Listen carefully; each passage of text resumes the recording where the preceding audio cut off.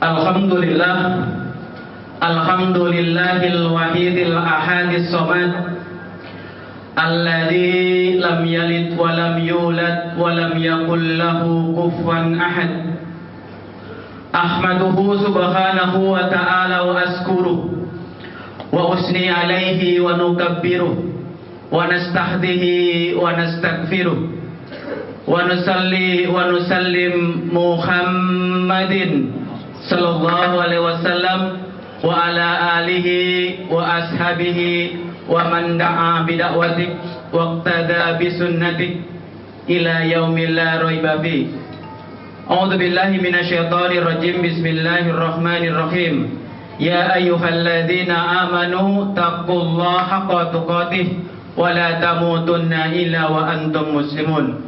Rabbi shrah sadri wa yassir li amri wahlul 'uqdatam min lisani yafqahu qawli. Alhamdulillahirabbil alamin. Bapak Ibu yang dirahmati Allah, pertama dan paling utama mari senantiasa kita panjatkan puja serta syukur kehadirat Allah Subhanahu wa taala. Rabbi rabbukum rabbus samawati wal ard. Tuhanku, Tuhan kita semua dan Tuhannya alam semesta, yang senantiasa mengizinkan kita untuk bekerja, beraktivitas, beribadah, beramal, dan insya Allah dengan kerja, amal, dan ibadah itu menjadi bekal satu-satunya kita menghadap Allah Subhanahu wa Ta'ala. Salawat serta salam kita aturkan kepada baginda Nabi besar Muhammad Sallallahu Alaihi Wasallam, uswah dan teladan buat kita semua yang insya Allah telah membimbing kita kepada syiratal mustaqim. Dan insya Allah kita semua senantiasa diberikan kekuatan oleh Allah untuk menapaki jalan Shiratal Mustaqim ini sampai akhir hayat hidup kita. Amin, amin ya rabbal alamin. Bapak Ibu yang dirahmati Allah, tanpa terasa Ramadan telah kita tinggalkan. Bahkan kita telah masuk satu Syawal, bahkan Syawal pun akan berakhir. Ramadan yang dihadirkan oleh Allah kepada kita untuk mentarbiyah kita, mendidik kita, mengajarkan kepada kita dengan berbagai macam kenikmatan, keutamaan dan faedahnya. Ketika Ramadan meninggalkan kita, biasanya kita senang atau sedih kira-kira? Ketika Ramadan kita tunggu, kemudian dia datang, kita jalankan Ramadan, kemudian Ramadan meninggalkan kita. Kalau boleh kita jawab dengan jujur, jawabannya apa? Senang atau sedih kira-kira? Senang sedih kira-kira? Padahal ketika pertanyaan dilontarkan keluar sana, umumnya ketika ditanya ketika Ramadan meninggalkan kita, jawaban mereka senang. Kenapa tidak senang? Ketika Ramadan tidak bisa makan di siang hari, minum di siang hari dan seterusnya, tapi di hari-hari lain dia bisa. Di Ramadan dia harus beribadah sedemikian rupa, banyaknya, kalau tidak dia tidak enak dengan orang lain. Jadi banyak orang ketika ditanya jujur, dengan jujur tolong dijawab, apakah kita senang atau sedih ketika Ramadan meninggalkan kita? Kebanyakan orang menjawab senang. Di sini agak aneh, jawabannya sedih.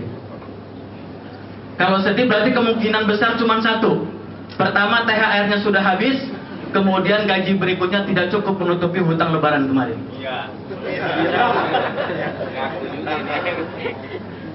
Padahal para sahabat dan Rasulullah ketika Ramadan akan datang, dia tunggu 6 bulan lamanya, dia persiapkan 6 bulan lamanya. Maka praktis 1 tahun 12 bulan itu tidak ada yang ditunggu, tidak ada yang dipersiapkan kecuali Ramadan. Jadi dia tunggu 6 bulan, dia siapkan 6 bulan.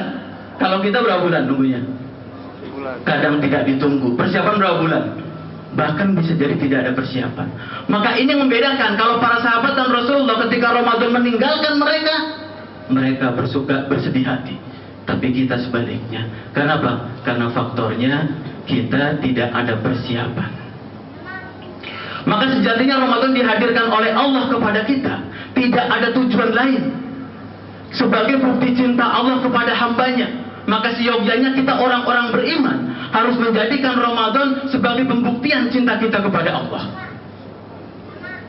Maka tidak ada momentum, tidak ada waktu, tidak ada kesempatan yang paling indah, yang paling mulia, yang paling tinggi, kecuali seorang insan diberikan kesempatan oleh Allah bertemu dengan Ramadan.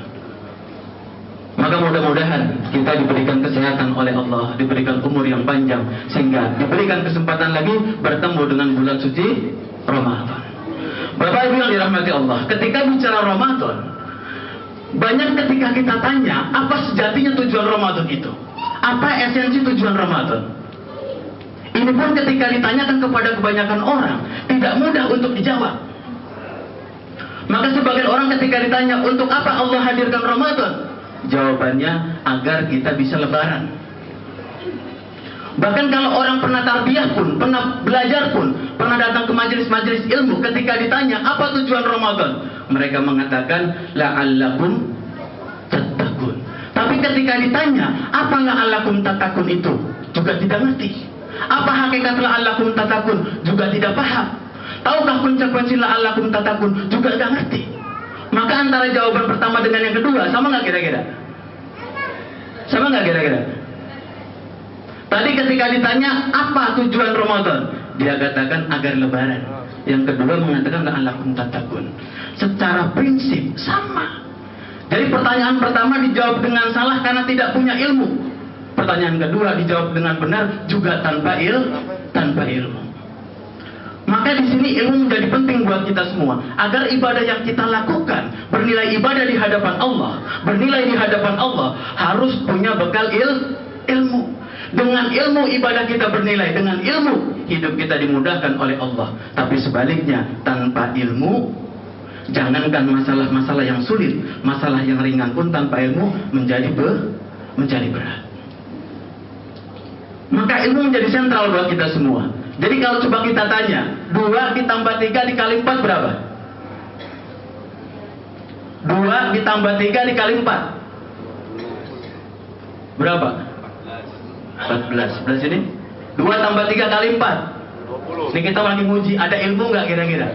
Cukup ilmu nggak kira-kira? 2 tambah 3 kali 4 20.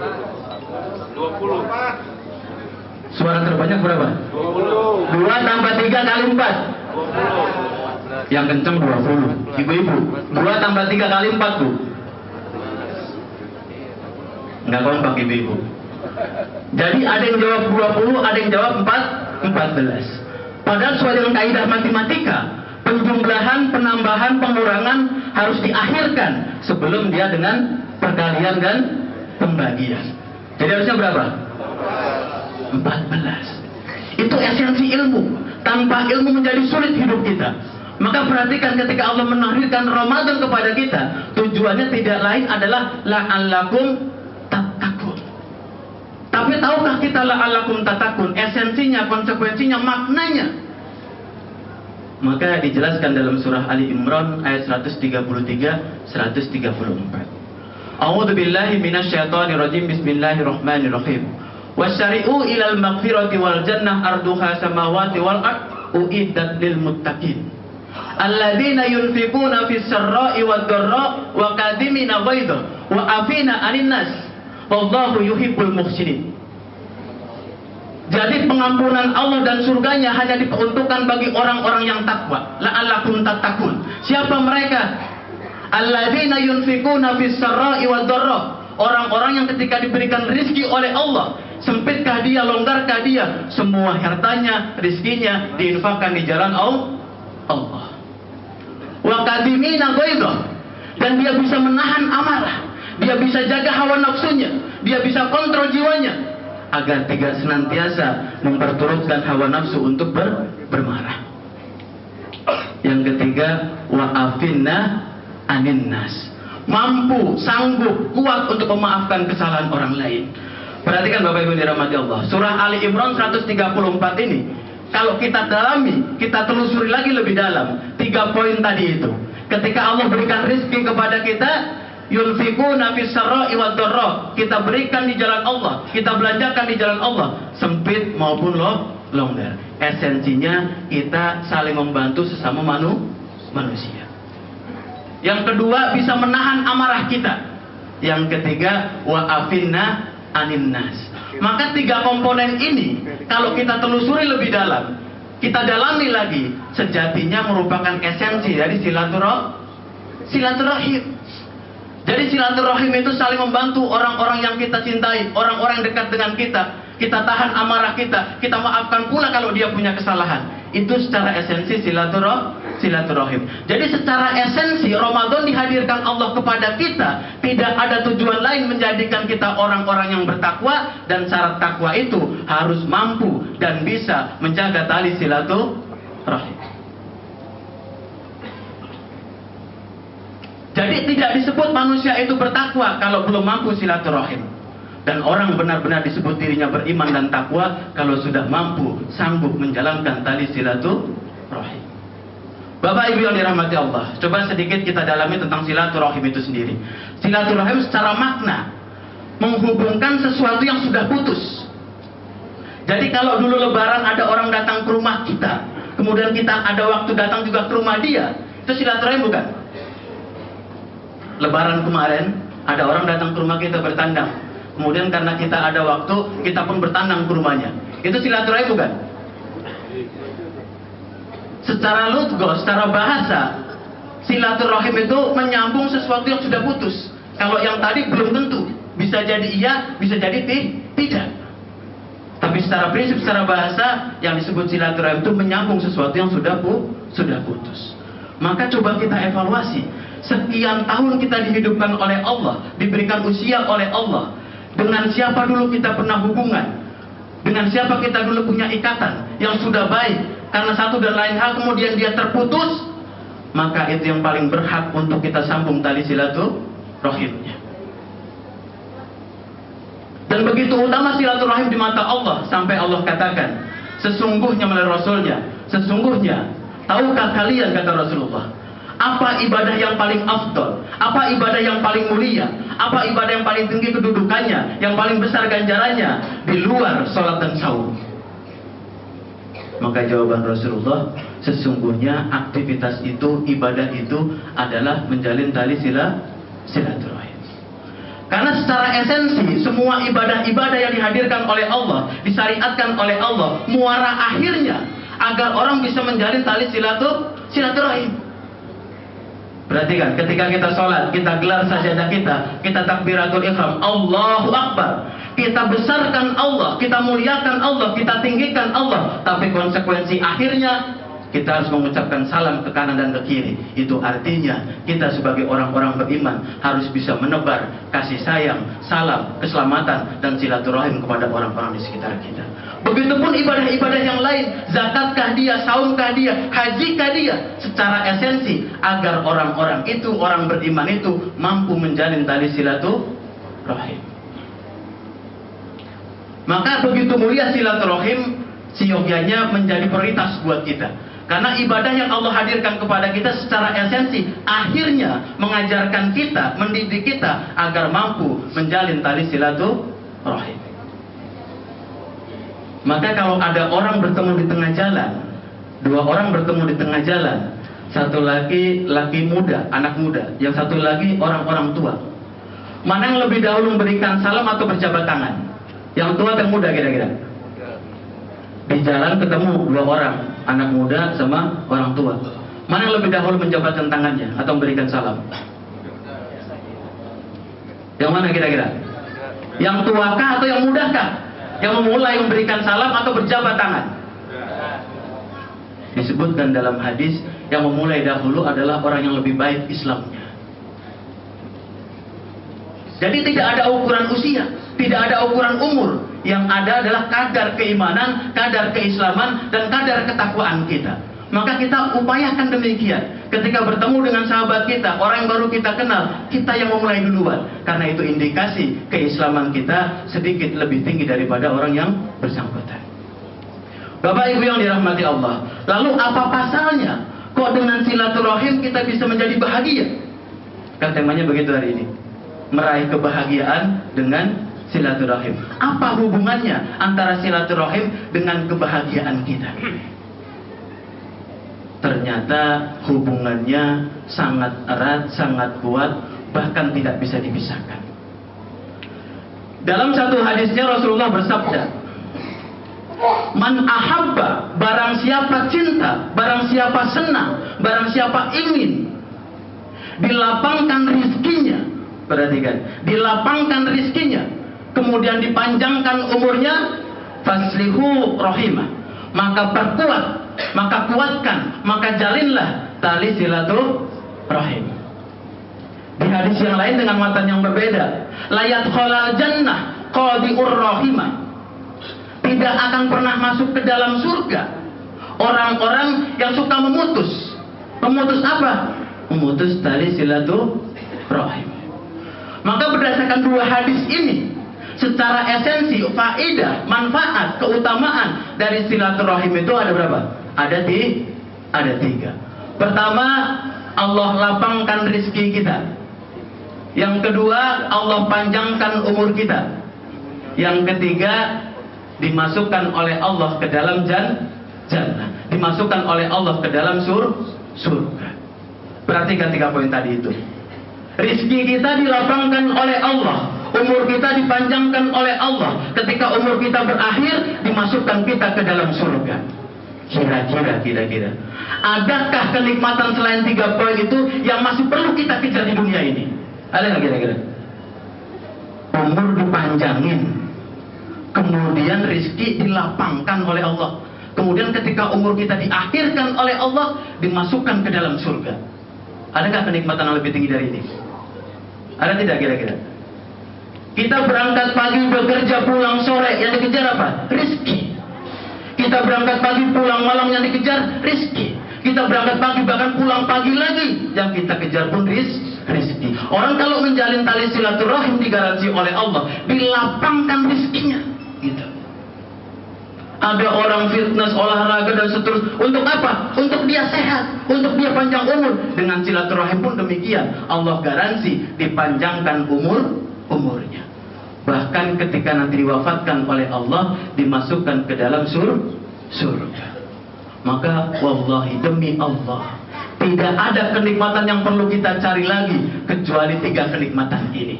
Pertama, dilapangkan rezeki kita, dipanjangkan umur kita, dan yang ketiga, dimasukkan kita ke dalam jannah. Coba pelan-pelan kita kupas 3 poin ini. Benarkah 3 poin ini menjadi kenikmatan buat kita? Pertama, dilapangkan rezekinya. Dilapangkan berbeda dengan dibanyakan. Dilapangkan berbeda dengan diberikan banyak rezeki oleh Allah. Apa bedanya? Kalau dilapangkan, dia tidak mencakup saja masalah kuantitas, tapi juga mencakup masalah kualitas. Bisa jadi orang diberikan rezeki banyak oleh Allah, tapi tetap sempit kondisi hidupnya. Tapi ada orang diberikan rezeki mungkin oleh Allah cukup saja, sedikit saja, tapi menjadi lapang buat dirinya. Maka secara esensi, perbedaan lapang dan diberikan banyak berbeda. Ada faktor kuantitas dan kualitas di sini. Nah, Allah berikan garansi kalau orang menjalin silaturahim, diberikan kemudahan oleh Allah, kelapangan oleh Allah tentang rizkinya. Lalu kenapa ketika kita hidup, kadang-kadang seringkali gitu ya, ikhtiar sudah kita lakukan, upaya sudah kita lakukan, usaha sudah sedemikian rupa, tapi nampaknya hidup kita masih sempit. Pernah nggak begitu kira-kira, ibu-ibu? Usaha sudah kita lakukan, ikhtiar sudah kita lakukan, tapi sepertinya kehidupan kita kok masih sempit saja. Bisa jadi karena kita tidak mensyukuri segala rezeki yang telah Allah berikan kepada kita. Karena sejatinya semua pemberian Allah kepada kita, rezeki yang Allah berikan kepada kita, apapun bentuknya, secara hakikat milik siapa? Kalau kita kerja 1 bulan, kemudian akhir bulan terima gaji, kemudian uang itu kita pegang di tangan kita, uang yang ada di tangan kita itu milik siapa? Milik siapa? Atau kemudian kita pulang ke rumah, uang itu kita berikan ke istri-istri kita, uang itu milik siapa secara hakikat? Maka tidak ada perbedaan. Ini dijelaskan oleh Allah melalui surahnya. Yas'alunaka anil anfal, kulil anfalu lillahi wa rasul. Sahabat bertanya kepada Rasulullah, ya Rasulullah, harta ini milik siapa? Maka kata Rasulullah, yas'alunaka anil anfal, kulil anfalu lillahi wa rasul. Sungguh harta ini milik Allah dan Rasulnya. Jadi secara hakikat, semua harta yang kita punya, yang kita miliki, hakikatnya adalah milik Allah. Maka cara mengeluarkannya, membelanjakannya harus sesuai dengan perintah Allah, harus sesuai dengan petunjuk Allah. Jadi upaya ikhtiar kita lakukan, namun ketika sudah kita dapatkan rezeki itu, secara hakikat rezeki itu, harta itu milik Allah. Maka begitulah Rasulullah, ketika dia berikhtiar, dia berusaha mencari rezeki, 11 bulan dia mencari rezeki, maka dia habiskan rezekinya di 1 bulan yang namanya bulan Ramadan. Jadi Rasul ikhtiar mencari rezeki, bekerja 11 bulan lamanya, kemudian hartanya, rezekinya dihabiskan di jalan Allah pada bulan Ramadan. Begitupun kita, 11 bulan kita mencari rezeki, mencari harta, mencari kekayaan, kemudian kita habiskan kapan? Kapan dihabisnya kira-kira?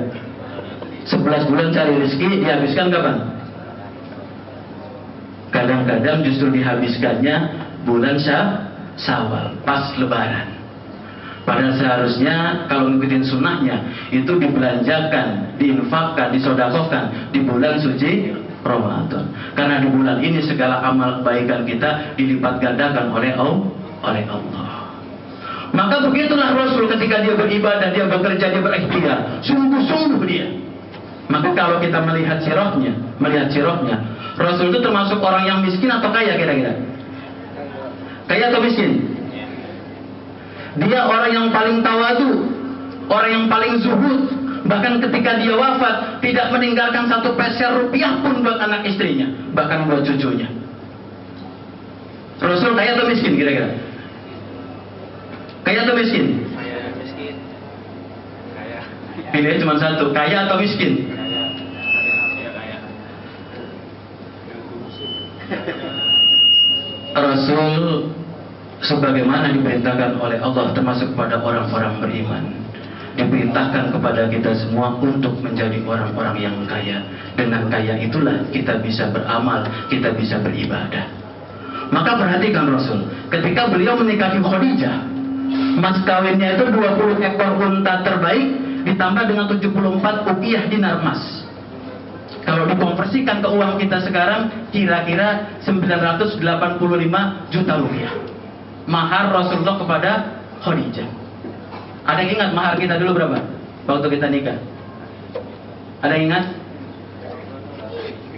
Kebanyakan seperangkat alat sholat, kadang bekas ibunya. Jadi Rasul orang yang kaya tapi bergaya miskin. Perhatikan, Rasul dia kaya tapi bergaya miskin. Kalau kita gimana? Ini yang bedakan gitu. Rasul kaya, tapi kekayaan dibelanjakan di jalan Allah seakan-akan menjadi miskin dia. Jadi kadang tidak salah kalau orang mengatakan Rasul miskin, ada yang mengatakan Rasul kaya, karena begitulah kondisinya. Sejatinya dia kaya, tapi bergaya miskin. Bapak Ibu yang dirahmati Allah, pernah suatu ketika seorang jamaah datang kepada saya, Ustadz, saya sudah nikah 15 tahun. Jadi seorang ibu-ibu setelah lepas pengajian datang kepada anak, Ustadz, saya sudah nikah 15 tahun.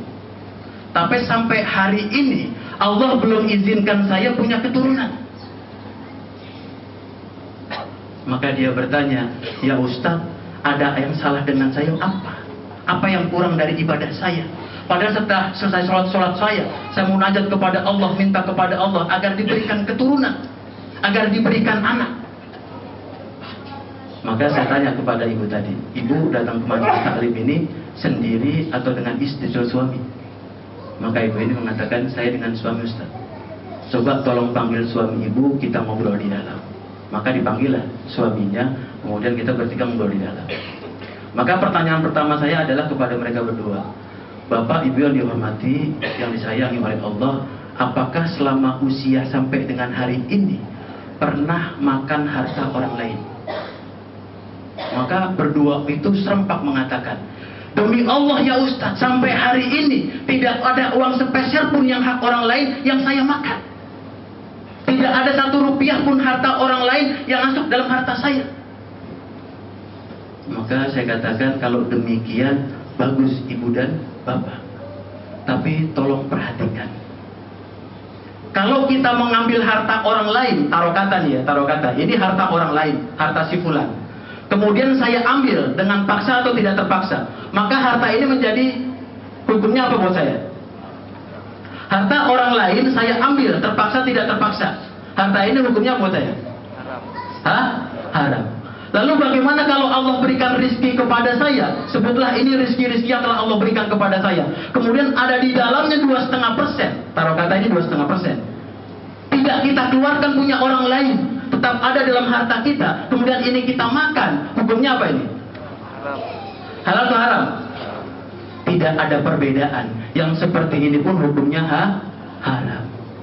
Maka sejak itu sadarlah ibu dan bapak tadi itu, mungkin selama ini dia belum paham yang dia sebut mengambil harta orang lain itu yang dia ambil secara paksa atau dia mencuri harta orang lain. Padahal semua rezeki yang telah Allah berikan kepada kita, kalau ada hak orang lain di dalamnya tidak kita keluarkan, maka yang seperti ini bisa menjadikan harta-harta kita menjadi haram. Maka ketika Allah berikan rezeki kepada kita dilapangkan, maka faktor yang paling penting syukuri nikmat Allah itu. Dengan cara apa? Membelanjakan semua rezeki-rezeki itu di jalan Allah. Maka perhatikan harta-harta kita. 1 rupiah pun, 1 peser pun, jangan sampai ada hak orang lain ikut termakan oleh kita. Maka wajib untuk dikeluarkan porsi 2,5%-nya dari harta kita. Itu yang pertama. Yang kedua, Allah panjangkan umur kita, gitu. Panjang di sini bisa 2 makna. Pertama, panjang benar-benar secara usia, umur kita panjang, dipanjangkan oleh Allah, bisa demikian. Karena buat Allah apa yang susah? Innama amruhu idza arada syai'an ayyaqula lahu kun fayakun. Allah tinggal mengatakan kun, maka terjadi. Jadi makna pertama, bisa benar-benar secara zahir Allah panjangkan usianya.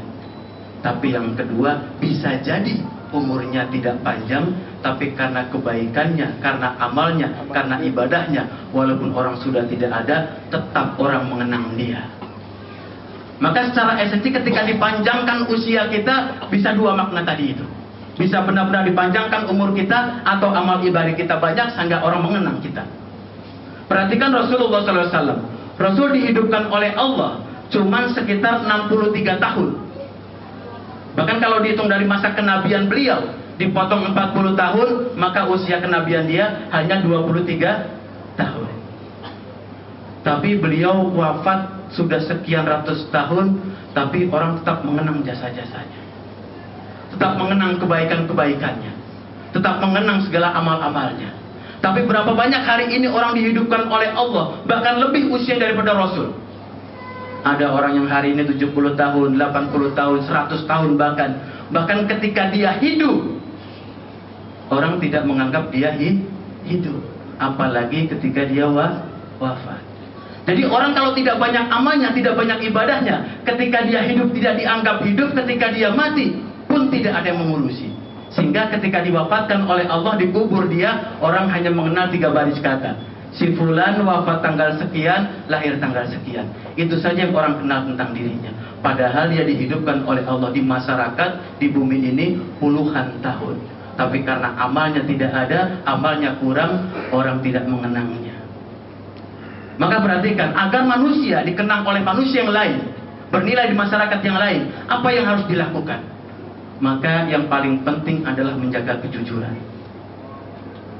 Menjaga kejujuran adalah menjaga integritas antara perkataan kita dengan hati kita, dengan amal kita, kita sinkronkan, kita satukan, kita padukan. Semua amal-amal yang kita lakukan sesuai dengan apa yang kita ucapkan, sesuai dengan apa yang kita yakini. Yang seperti ini ketika dia wafat, orang akan mengenangnya. Jadi kejujuran menjadi penting buat kita, menjadi pokok buat kita. Karena inilah yang menentukan kualitas manusia di hadapan manusia yang lain, kualitas manusia di hadapan Allah. Kalau andai kata kita boleh milih dulu waktu ketika kita mau nikah ya, pilih mana, calon istri atau calon suami yang jujur tapi tidak pintar, atau dia pintar tapi nggak jujur? Pilih mana kira-kira? Kalau dulu kita belum nikah terus boleh milih nih 2 pilihan.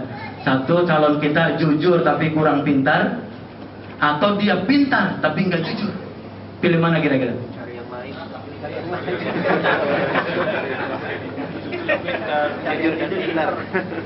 Pilihannya dua, jujur enggak pinter, atau pinter enggak jujur. Yang baik Islamnya, Pak. Yang baik Islamnya. Perhatikan, ternyata kalau kita belajar ilmu psikologi, ternyata kejujuran itu merupakan derajat, merupakan tingkatan, merupakan level dari kecerdasan manusia yang paling tinggi. Perhatikan. Jadi kejujuran itu merupakan level dari kecerdasan manusia yang paling tinggi. Itu disebut dengan orang yang cerdas, orang yang pandai. Maka ukuran kita bukan pandai, tapi jujur. Sekitar berapa tahun yang lalu kita pernah diingatkan peristiwa di mana seorang office boy di bank syariah di Jakarta, ketika dia sedang bersih lantai, kemudian sampahnya dimasukin ke tong sampah, ternyata dia menemukan satu bungkus kresek apa? Dia tidak tahu awalnya, ketika dibuka ternyata isinya uang. Kemudian gimana akhirnya? Uang itu dikembalikan kepada si pemiliknya, sampai akhirnya dia diberikan kompensasi, kemudian diberangkatkan umroh. Andai kata pada saat hari itu yang menjadi office boy adalah kita lagi nyapu-nyapu, ketemu sampah, kita buang di tong sampah. Di tong sampah ada uang 100.000, dibalikin atau diambil kira-kira? Diambil dimasukin ke kotak amal, diambil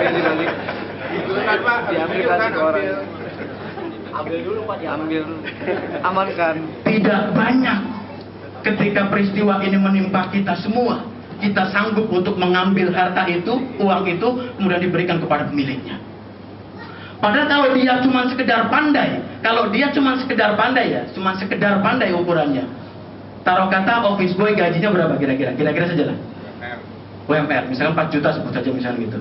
Untuk mendapatkan 100 juta, dia mesti bekerja berapa tahun kira-kira? Kalau dibagi rata, dibagi 3 cuma 30 bulan. Tapi kan pengeluaran kan bisa sedemikian rupa, sehingga savingnya mungkin cuma 500. Jadi kalau 100 juta dibagi 500, berapa tahun kira-kira? Sekian tahun lah sebut gitu ya. Maka kalau cuma sekedar pandai, bisa jadi itu diambil.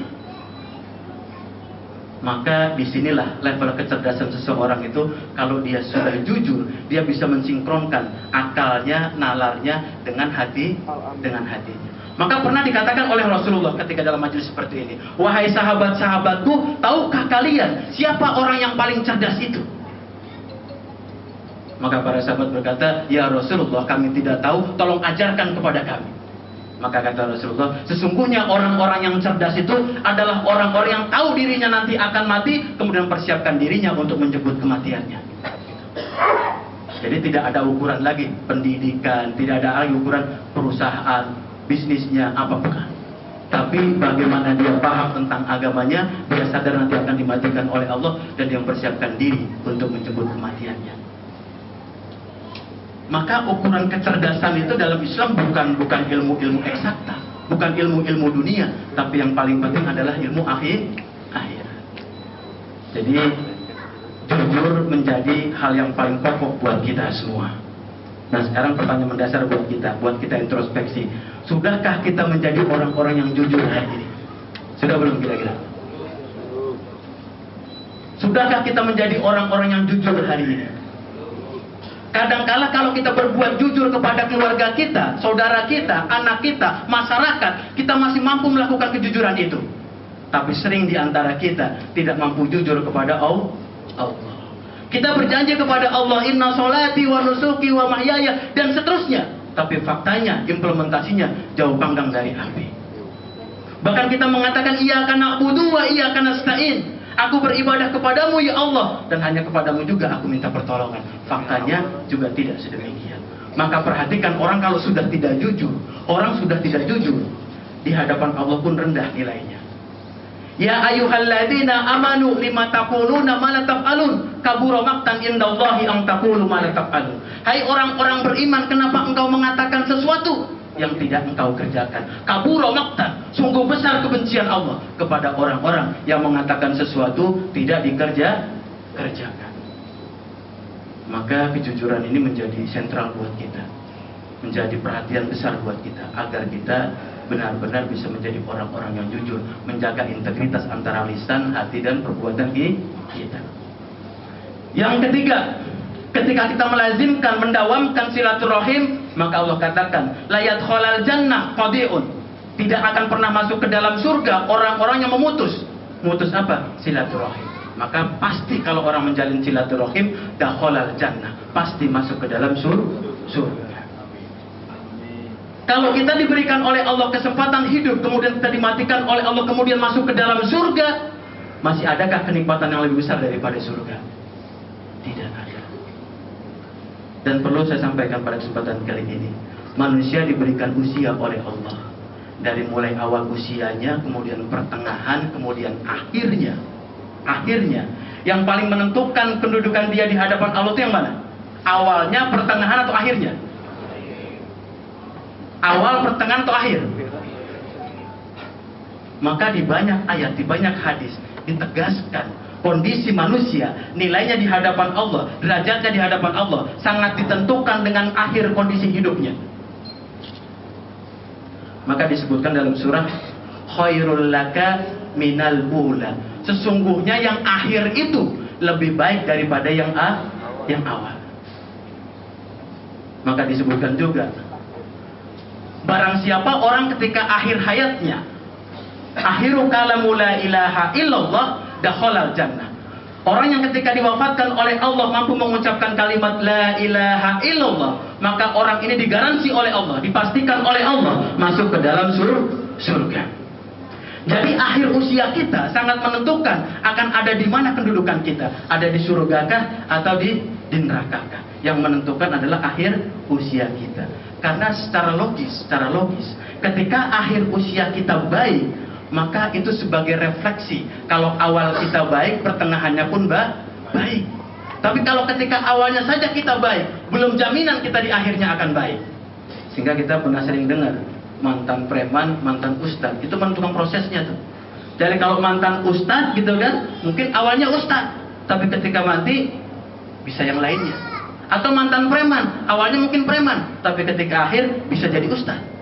Maka akhir itu menentukan kondisi manusia, apakah di surga, apakah di neraka. Dan setan yang sudah ditakdirkan oleh Allah untuk menggoda manusia, menggelincirkan manusia sepanjang usia kita, dijadikan oleh setan untuk menggoda kita agar kita tergelincir, mengikuti apa yang diinginkan oleh setan. Mereka sama-sama masuk ke dalam neraka. Maka setiap waktu yang kita miliki, usia yang kita miliki, setan menggoda kita sedemikian rupa. Dan ternyata godaan setan yang paling dahsyat itu di mana kira-kira? Di awal, pertengahan, atau akhir kira-kira? Kita hidup 60 tahun nih. Di awal-awal tahun, di pertengahan hidup kita kah? Atau di akhir hidup kita? Setan menggoda kita dengan godaan yang begitu dahsyat. Di mana kira-kira? Sepanjang masa pasti, tapi kadar yang paling tertinggi, yang paling dahsyat godaan setan itu ketika akhir usia kita. Ketika kita sakaratul maut, jangan dibayangkan setan tidak hadir kepada kita. Dia hadir kepada kita untuk menyatakan, untuk mengingkari kalimat la ilaha illallah. Sehingga pernah ketika Imam Ahmad bin Hanbal ketika sakaratul maut, sudah didampingi oleh anak-anak dan kerabatnya, bahkan sudah ditalkinkan oleh anak-anaknya, ya Abah, ikuti kami la ilaha illallah. Tapi yang keluar dari lisan Ahmad bin Hanbal, apa jawabannya? Tidak. Diajak mengucapkan kalimat la ilaha illallah, tapi yang diucapkan Imam Ahmad bin Hanbal justru sebaliknya. Tidak. Kemudian beliau pingsan. Kemudian ketika siuman ditanya oleh anak-anaknya, wahai Abah, kenapa ketika kami perintahkan untuk talqin engkau mengucapkan kalimat tidak? Maka diceritakan oleh Imam Ahmad, sesungguhnya pada saat itu setan pun datang kepada dia untuk membisikkan, untuk mengajarkan, untuk mengajak agar dia mengingkari kalimat la ilaha illallah. Maka aku ucapkan tidak. Maka perhatikan, setiap usia kita pasti penuh dengan godaan, tapi godaan itu yang paling besar adalah ketika akhir usia kita. Dan Jadi kalimat la ilaha illallah adalah kalimat yang Allah ciptakan. Kalimat itu menjadi landasan Allah ciptakan langit dan bumi.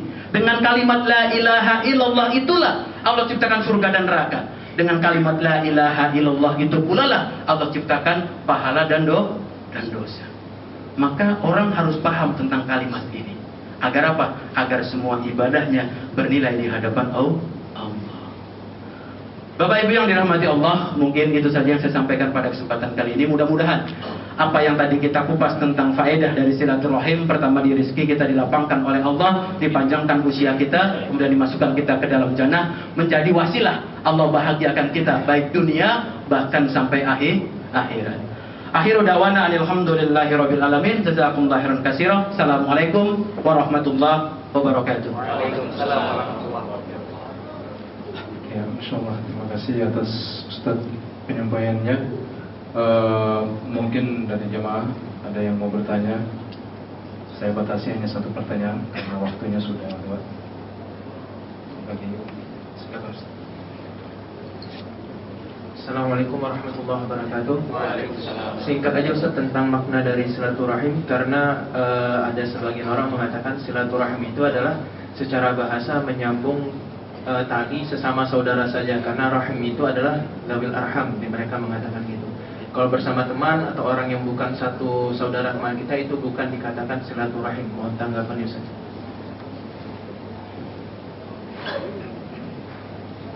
Alhamdulillahirabbil alamin. Ikhwan fillah rahmatullah. Terkait dengan definisi atau makna dengan silaturahim. Silaturahim secara esensi adalah menyambung kasih sayang. Jadi apapun aktivitas kita, apapun pekerjaan kita, apapun yang kita upayakan dalam rangka menghubungkan kasih sayang itu, maka itu disebut dengan silaturahim. Lalu kepada siapa kasih sayang kita jalinkan? Kan begitu pertanyaan berikutnya. Apakah semua orang? Maka Allah pun punya dua sifat, Ar-Rahman dan Ar-Rahim. Ar-Rahman sifatnya artinya apa? Ar-Rahman.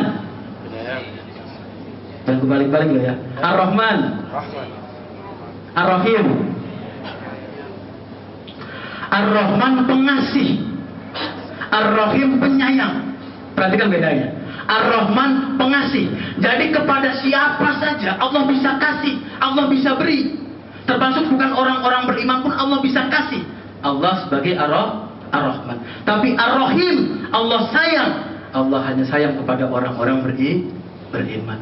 Maka bisa benar pendapatnya kalau dikatakan silaturahim secara esensi menjalin kasih sayang di antara orang-orang beriman.